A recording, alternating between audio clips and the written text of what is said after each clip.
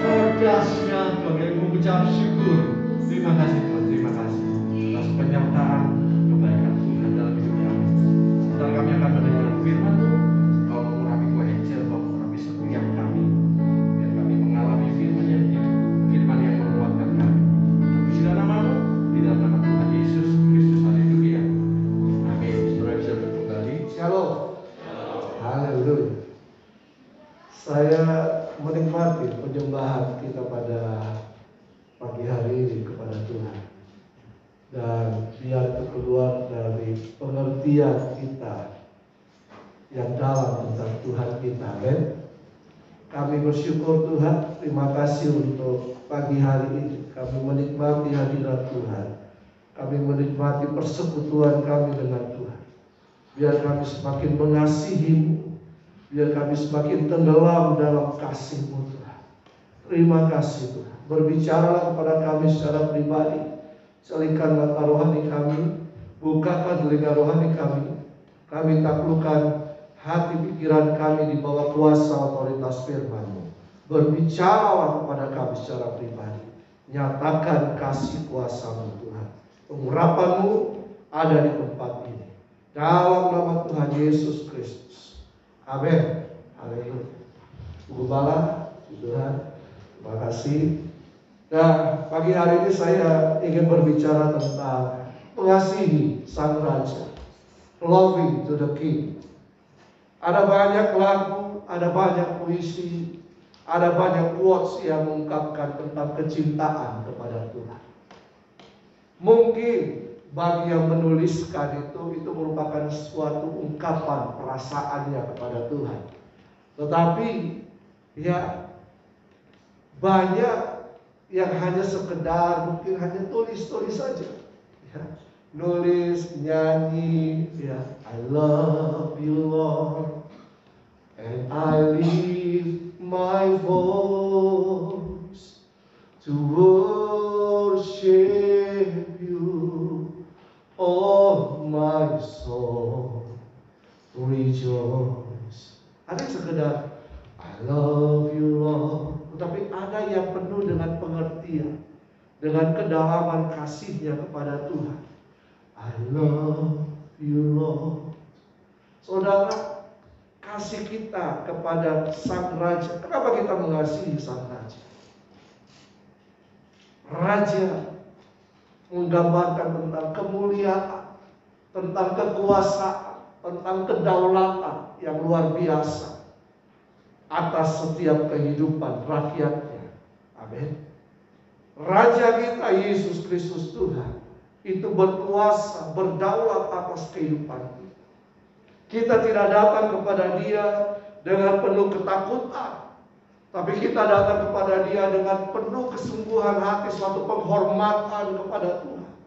Kita mengasihi Sang Raja, kenapa? Karena Dia memelihara kehidupan kita.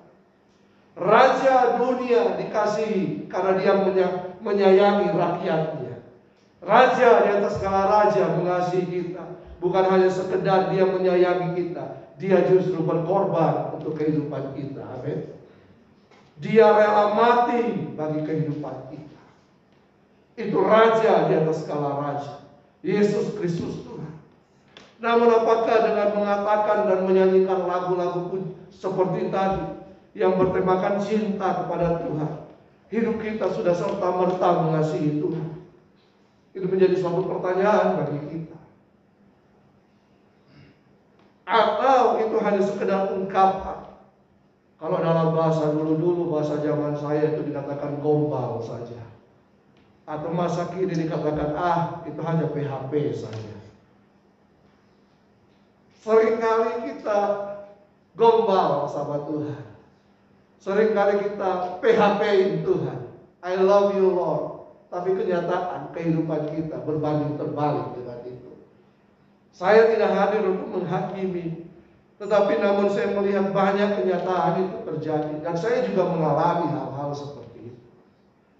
Ya, mungkin ya ada satu pujian dari teman kita. Jangan hanya di bibir, jangan hanya di bibir. Ketika saya dengar lagu ini, Mungkin kalau saya sebut namanya saudara kenal baik. Dia ciptakan lagu ini, dia nyanyikan. Ketika dia nyanyi kami ketawa-ketawa, tapi ternyata setelah dia nyanyikan berulang-ulang, oh iya betul. Kadang-kadang kita mengungkapkannya hanya sekedar perkataan biasa. Ayo ibu-ibu, kalau suami kita berkata I love you hanya di bibir, bagaimana rasanya? Betul kan? Ya, gombal, gimana bergumbalnya? Tapi ya, kita harus mengeluarkan itu dari kedalaman hati kita. Kita mengatakan itu bukan hanya sekedar bicara saja, tetapi keluar dari dasar hati kita. Sama seperti kita menyembah tadi. Ya, kita menyembah tadi. Diberkati Kau Tuhan dengan pujian kami. Suatu saat ada yang berkata sama saya, kok Tuhan diberkati? Harusnya kan Tuhan yang memberkati kita. Masakan kita manusia memberkati Tuhan? Dia yang punya segala-galanya. Betul kan? Tapi ketika saya ada tadi di situ, air mata saya mengalir. Memang Tuhan yang layak dipuji, disembah. Tiada yang lain. Kita tidak bisa memberikan harta kekayaan kita. Tuhan yang mempunyai segala-galanya. Bahkan dikatakan surga pun itu jalannya dari emas. Emas kita berapa banyak? Permata kita berapa banyak? Apa yang sanggup kita berikan kepada Tuhan? Memang Tuhan tidak dapat diberkati dengan keuangan kita, harta kekayaan kita. Tetapi ketika kita meninggikan Tuhan, kita menempatkan Tuhan pada posisinya yang benar di tahtanya, itulah kita memberkati Tuhan. Kita adore.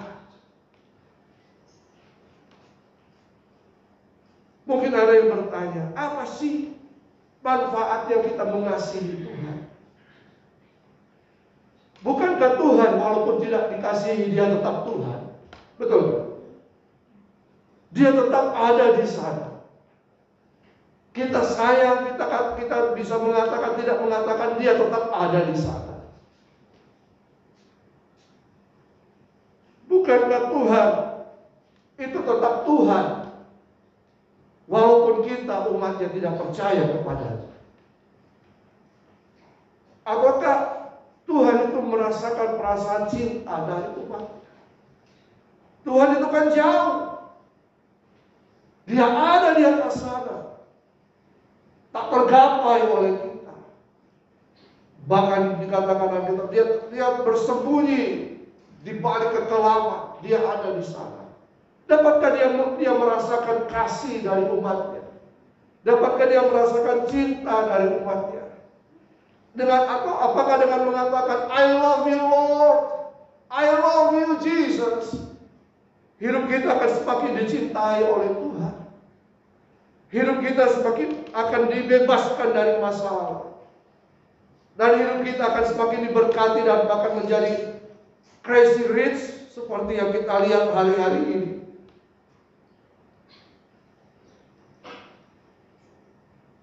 Jika kita mencintai Tuhan hanya karena materi, hanya karena ingin diberkati, hanya karena ingin kita sehat, hanya karena ingin kita mendapatkan apa yang menjadi keinginan kita, itu sama saja dengan mereka yang menjajakan cinta di lokalisasi hanya untuk materi. Betul kan? Coba kita lihat bersama Efesus 6 ayat 24. Efesus 6 ayat 24. Kasih karunia menyertai semua orang yang mengasihi Tuhan kita Yesus Kristus dengan kasih yang tidak binasa.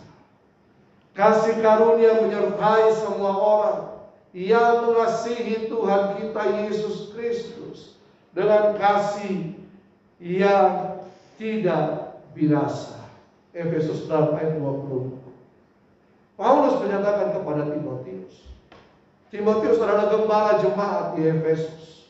Efesus adalah kota yang berkembang dengan luar biasa.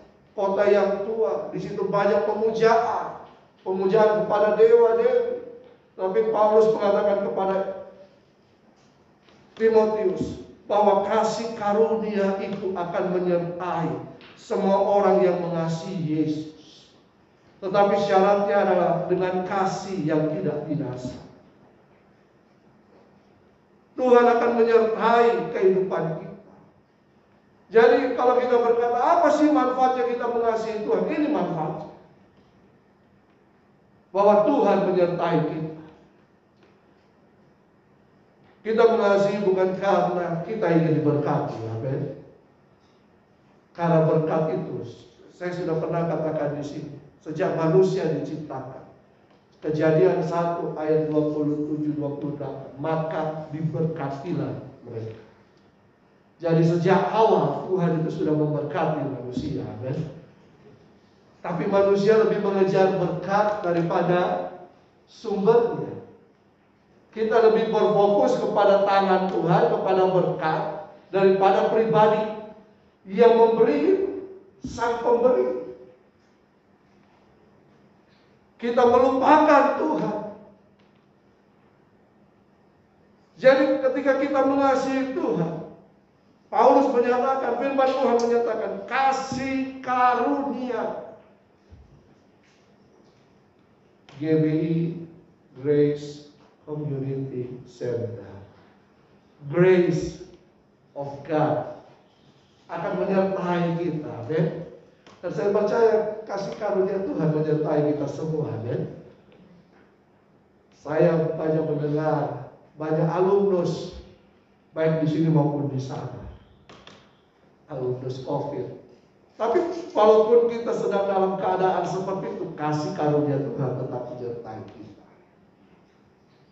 Kita ketika kasih karunia Tuhan menyertai kita, kita akan merasakan sukacita, kita akan merasakan damai sejahtera.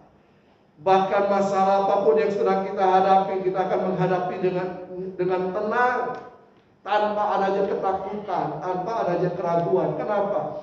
Karena ada penyertaan kasih karunia Tuhan. Kita yang tidak mampu, Tuhan yang mampu akan menguatkan kita, akan memampukan kita, akan menolong kita. Dan kasih karunia itu akan memampukan kita untuk menghadapi kehidupan ini. Hari-hari ini kita mendengar perang sedang berlangsung antara Rusia dan Ukraina. Bahkan diprediksi akan menjadi perang dunia yang ketiga. Perdamaian sedang diusahakan tapi gagal. Dan PGI, ya Persatuan Gereja Indonesia, sudah memberikan himbauan agar supaya dalam keadaan seperti ini kita harus mempersiapkan diri dan hidup dalam keugaharian. Apa sih keugaharian itu? Ya, hidup yang sederhana, ya, hidup yang sederhana. Ya, jangan berfoya-foya. Memang akan banyak diskon-diskon, produk-produk akan banyak diskon. Tetapi biasanya itu adalah jebakan-jebakan Batman. Ya, jadi jangan terpengaruh dengan sale-sale. Kita harus lihat kemampuan kita untuk sale-sale itu. Amin. Dan saya percaya Pak Suki Gembala tempat ini sudah memberikan khotbah tentang hikmat. Nah, saya mengikutinya. Hikmat. Hikmat itu ada hikmat untuk apa? Iya. Hikmat untuk apa? Bekerja. Hikmat untuk apa? Lupa. Iya. Nah, jadi sudah pasti di tengah situasi seperti ini akan banyak kesulitan. Terutama kesulitan bahan baku untuk makanan. Karena Ukraina itu adalah pengekspor tepung. Kita impor tepung dari Ukraina. Itu Ukraina terbesar kedua yang impor ekspor tepung ke Indonesia. Kalau harga tepung sekarang sudah naik, Bapak Ibu. Mertua saya pengusaha roti. Waduh, dia bilang kemarin baru harga segini, sekarang naik. Makanya harga roti naik, saudara. Ya, kalau harga-harga seperti itu yang ada kaitannya dengan tepung-tepung itu, ya pasti gorengan akan naik. Karena minyak juga naik kan. Ya, ya. Apalagi mie bakso naik. Apalagi mie Hokian naik. Ya, ya karena tepung kan. Mie instan juga akan naik harganya. Ya. Nah, jadi kita sedang diperhadapkan seperti itu. Jadi banyak hal dalam kehidupan ini yang menjadi tantangan, masalah, persoalan. Suka tidak suka, diundang tidak diundang, pasti akan datang. Tetapi ketika kita mengasihi Tuhan, maka penyertaan kasih karunia akan menolong kita, akan memampukan kita, akan menguatkan kaki-kaki kita untuk melangkah, untuk menghadapi segala sesuatu yang terjadi. Jangan lari, jangan takut, jangan khawatir. Percayalah, orang yang mengasihi Tuhan akan ada dalam perlindungan Tuhan. Orang yang mengasihi Raja, kalau kita ada dalam kerajaan Allah, yang mengasihi Sang Raja, pasti proteksi Raja ada dalam kehidupan rakyatnya. Dan kita adalah warga-warga kerajaan Allah. Amin. Karena itu mari kasih Sang Raja, ya. Kasih. Kalau tidak, ya. Kalau kita tidak mampu, kita khawatir apa yang terjadi, kita akan membuat tidak awet muda, saudara. Akan banyak keriput-keriput. Makanya skincare sekarang itu laku di mana-mana. Bisnis skincare itu luar biasa hari-hari ini. Betul? Hari ya. Ibu-ibu pakai kan? Ada bapak-bapak pakai? Untuk sampai hari ini saya tidak pakai hand body. Istri saya bilang sama istri, saya ini kayaknya mulai ada tuh hand body, pakai saja. Malas. Ya. Ya, kita tidak akan suka cinta, kita akan suka mengeluh, kita akan khawatir, ya, kita tidak akan menikmati kehidupan ini. Setiap hari leher akan tegang, ya, kepala mau pecah, emosi. Ada yang mengalami hal-hal seperti itu? Banyak? Banyak. Tapi saya percaya di sini tidak ada. Cara mengatasi ini, Pak, kasih, cintai Sang Raja. Ya, cintai Yesus. Dialah Raja kita. Dia yang berdaulat atas kehidupan kita. Dia yang memelihara kehidupan warganya. Tapi syaratnya cinta yang tak dapat bina. Kita harus mengasihi Sang Raja dengan cinta yang tidak dapat binasa. Apa itu cinta yang tidak dapat binasa? Cinta yang tak dapat binasa itu adalah cinta atau kasih yang tak dapat padam. Kidung Agung 8 berkata, air yang banyak sekalipun tidak dapat memadamkan api cinta. Api cinta itu bagaikan maut. Coba lihat masa-masa pacaran. Kalau mama dulu bilang, orang tua bilang, jangan pacaran dengan dia. Tapi apa yang tetap terjadi? Backstreet toh? Tetap, cinta itu tetap berkobar-kobar. Ya, cinta itu rasanya, orang bilang, minta maaf, itu kayak yang kotoran, itu kayak coklat, love is blind, ya. Itu. Cinta itu tidak, kasih yang tidak binasa itu kasih yang tidak dapat padam. Kasih apa lagi? Kasih yang tak berakhir. Kasih yang tulus. Kasih yang tidak dikorupsi. Itu cinta yang tidak dapat binasa. Kasih yang murni. Itu cinta yang tak dapat binasa. Jadi, kalau kita mau mengasihi Tuhan, bukan hanya sekedar perkataan saja, tetapi itu merupakan suatu kasih yang tidak dapat dipadamkan oleh apapun juga. Masalah persoalan orang ketiga tidak akan dapat memadamkan kasih itu. Kasih yang tidak akan pernah berakhir. Ini yang Tuhan mau dalam kehidupan kita. Kasih yang apa? Yang tulus. tulus, kasih yang tidak dikorupsi, kasih yang murni sungguh-sungguh kepada Tuhan. Jangan mendua hati. Jangan mendua hati. Kasih ini merupakan kasih yang keluar dari hati kita dan disertai oleh tindakan yang nyata. Itulah kasih. Kasih yang bukan hanya sekedar perkataan, tetapi kasih yang disertai oleh tindakan yang nyata. Kasih yang apa? Kasih itu adalah pemberian hati kita kepada Tuhan. Ku berikan hatiku, apa? Dan jiwaku, semuanya bagimu di dalam hidupku, di setiap waktu. Terus nyatakan, ku berikan hatiku. Apakah kita memang benar-benar memberikan hatiku kepada Tuhan, hati kita kepada Tuhan? Lord, this is my heart. I give all to you. Atau setengah. Karena yang hanya bisa menyaingi Tuhan itu mamon. Tidak ada saingan Tuhan, tapi hanya ada satu, mamon. Apa itu mamon?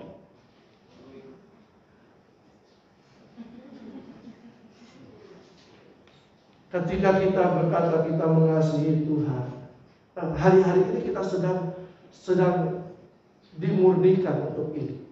Pandemi ini sedang memurnikan kasih kita kepada Tuhan. Ibadah itu kan online, hari-hari ini. Kita kan sudah tahu jam ibadah online dan biasanya direkam di mana? Di YouTube kan? Kan ada YouTube direkam. Yang di rumah ada YouTube direkam. Jadi saya masih bisa pergi olahraga dulu. Nanti sore baru nonton apa? Siaran ulangnya toh? Bisa toh? Bisa enggak? Bisa enggak? Kalau itu terjadi berarti apa? Cinta kita terkorupsi. Betul kan? Akan dilakukan kan kita bisa berhubungan dengan Tuhan selama 24 jam. Benar. Tetapi mana lebih banyak waktumu dihabiskan? Ini dia. Tapi kan saya harus bekerja. Bagaimana saya bisa mengasihi Tuhan, saya bisa memuji, saya bisa menyembah Tuhan, saya bisa. Kan itu perlu waktu-waktu khusus. Mencintai itu adalah dari detik kepada detik, dari menit kepada menit. Artinya gini, tindakan kita itu harus mencerminkan bahwa saya ini mengasihi Tuhan, walaupun itu ada di dalam dunia pekerjaan kita. Kita lagi sedang kerja, kita sedang masak, tapi tindakan kita itu mencerminkan bahwa kita mengasihi Tuhan. Artinya bahwa setiap yang kita kerjakan itu merupakan tanda cinta kita kepada Tuhan. Begini cara gampangnya. Saya percaya bapak-bapak di tempat ini mengasihi anaknya, betul? Kalau kita mengasihi anaknya berarti kita akan berusaha sungguh-sungguh untuk bekerja dan menghidupi anak dan istri kita. Betul kan? Itu caranya. Jadi ketika kita bekerja, kita melakukan sesuatu, lakukan itu Efesus, lakukan itu sungguh-sungguh seperti untuk Tuhan. Seperti untuk Tuhan, untuk menyenangkan hati Tuhan, untuk memuliakan nama Tuhan, lewat pekerjaan kita, lewat usaha kita, lewat apa yang kita kerjakan. Itu sebagai tanda cinta kita. Hati kita tidak letakkan di situ.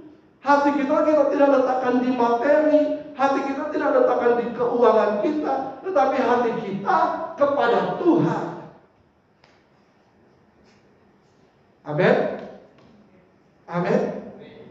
Jadi cinta itu harus disertai dengan tindakan. Kalau bapak-bapak mengasihi istrinya, lakukan yang terbaik supaya istri kita bisa beli skincare. Loh, kalau istri kita cantik, siapa suaminya? Siapa yang dipuji? Iya kan? Ya. Nah, seperti itu kan. Amin. Kenapa demikian?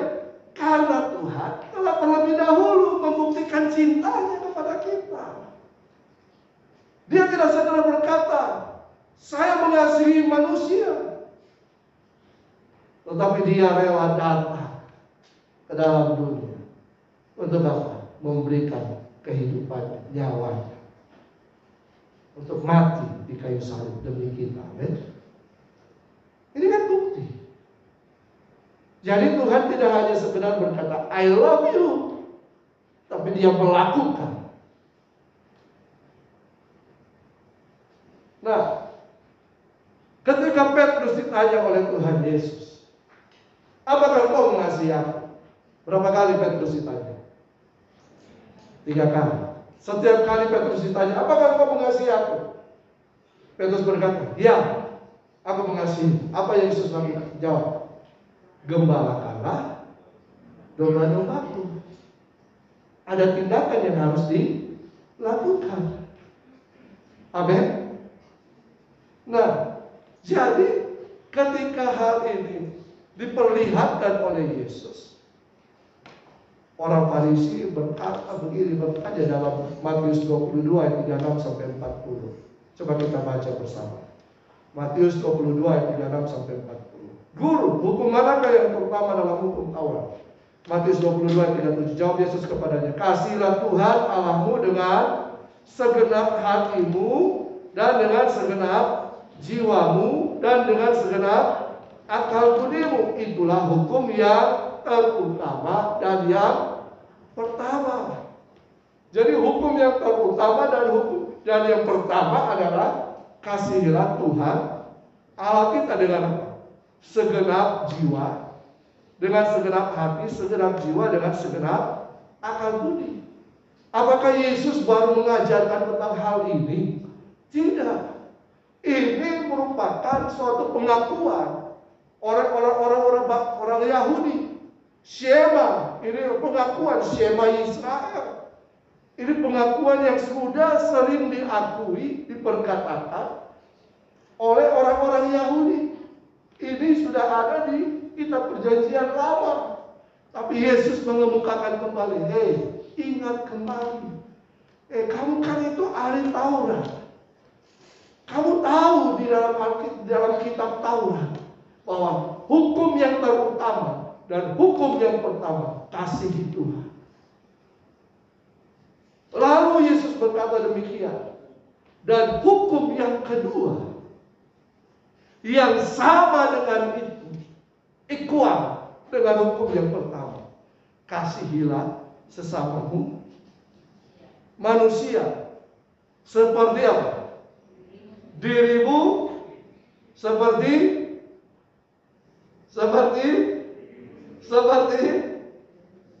dirimu sendiri. Jadi kalau kita mengasihi Tuhan, kita harus melakukannya kepada siapa? Kalau kita mengasihi Tuhan, berarti itu harus dibuktikan lewat apa? Mengasihi sesama. Kalau suka menggosipkan orang, apakah itu mengasihi sesama? Suka membenci orang, itu mengasihi sesama. Suka apa lagi? Ya. Pote-pote sama orang yang mengasihi sesama. Jadi begini, Kalau kita ingin orang lain melakukan hal yang sama yang kita mau, berarti kita harus lebih dahulu melakukan itu kepada orang lain, kan?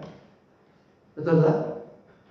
Tapi intinya adalah kalau kita mengasihi Tuhan, itu harus dinyatakan lewat kasih kita kepada sesama kita. Siapa sesama kita? Siapakah sesama kita?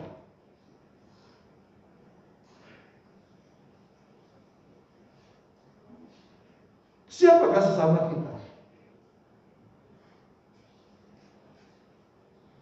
Semua manusia. Tidak peduli latar belakang, kehidupan sosial, agama, suku, dan lain-lain. Kita sering dibenturkan dengan salah, tapi Yesus mengatakan, kasihilah sesama manusia seperti dirimu sendiri.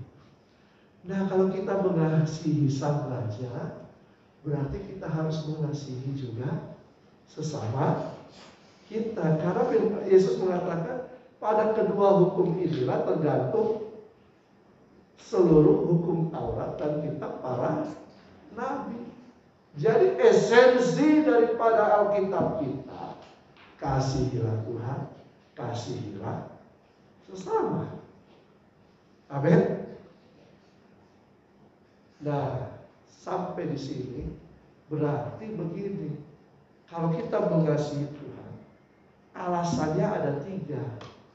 1, karena Tuhan telah terlebih dahulu mengasihi kita umatnya. Yang kedua, karena mengasihi itu merupakan perintah atau hukum yang harus kita lakukan, yang Tuhan berikan kepada umatnya. Betul kan? Yang ketiga, mengasihi itu harus dilakukan dengan motivasi yang benar. Nah, tapi kalau hukum, Pak, berarti kita terpaksa. Nah, ini dia. Ini dia. Jadi kalau kita terpaksa melakukan sesuatu aturan-peraturan, berarti kasih kita telah tiada untuk itu. Sekali lagi, kalau kita terpaksa melakukan sesuatu dan kita merasa tidak suka dengan itu, berarti kasih kita telah pudar atau telah tiada. Amin.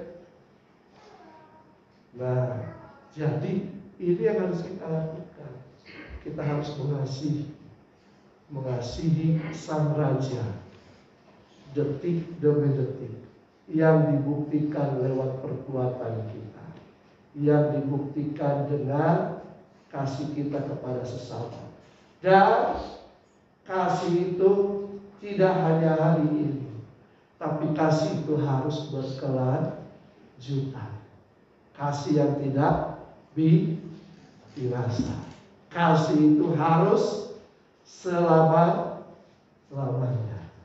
Ku berikan hatiku dan jiwaku, semuanya bagimu di dalam hidupku, di setiap waktu.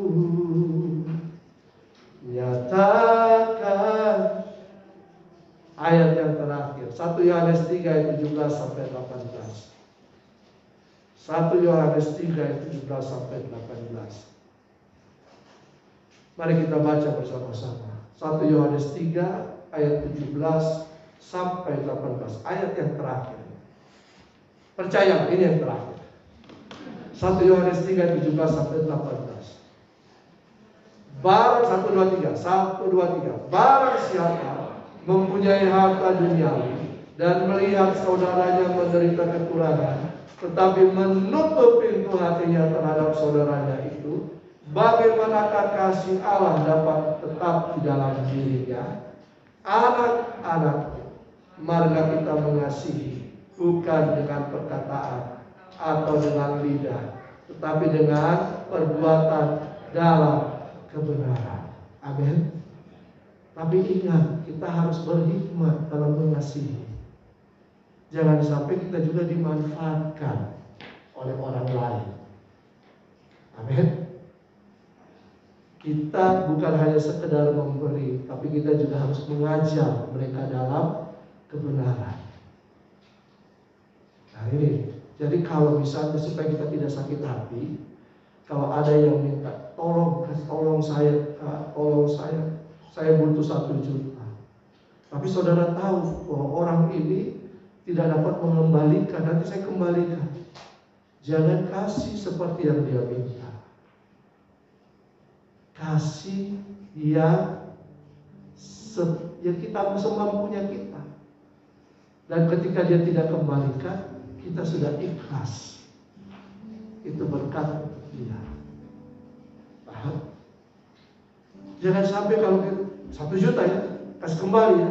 Kalau dia tidak kasih kembali, kita jengkel sama orang itu. Ini harus butuh hikmat. Jangan hanya sekedar. Memang firman Tuhan katakan, kasihlah sesama manusia. Jangan lihat suku dan kaum bahasa, tapi kita harus juga berhikmat di dalamnya. Ya, kenapa? Jangan kasih sembarangan. Kasih yang berhikmat. Karena di sini dikatakan dengan perbuatan dan dalam kebenaran. Nah, jangan kasih ikannya, kasih pancingnya.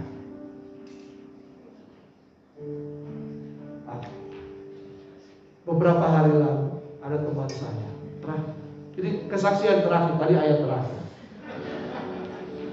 Teman saya di kota asal saya, tidak seagama dengan saya.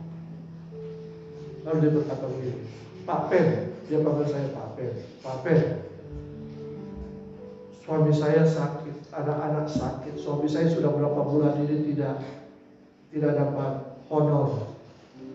Saya juga sakit. Saya butuh ini Pak Pen. Ada saya punya, dia kasih lihat saya kayak apa begitu. Ini kalau Pak Pen mau, ini saya mau apalagi istilahnya, bukan jual tapi gadai. Terserah Pak Pen berapa. Saya bilang tunggu. Ya, kalau saya kemudian saya transfer sekian. Ini bukan apa, ini supaya kita belajar dari sini. Sekian, ya. Ini berkat untuk kau untuk beli obat supaya, dan saya berdoa supaya kau sembuh. Sudah. Saya tidak ambil barangnya karena saya tahu dia butuh barang itu. Tapi saya katakan, saya cuma mampunya sekian. Ini berkat untuk kau beli obat dan kau pasti sembuh. Tuhan sembuhkan. Selesai sampai situ. Ya.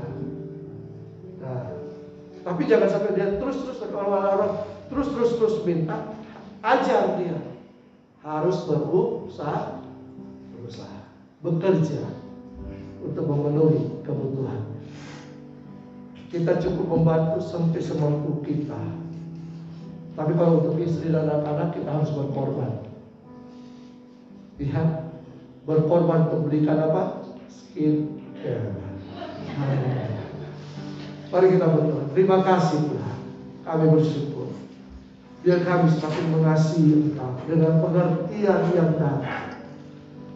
Bahwa kasih itu bukan hanya sekedar perkataan, bukan hanya sekedar penyembahan kami. Tapi kasih itu merupakan tindakan kami. Kasih itu adalah kasih untuk sesama kami. Terima kasih Tuhan. Biar kebenaran ini menjadi kekuatan bagi kami.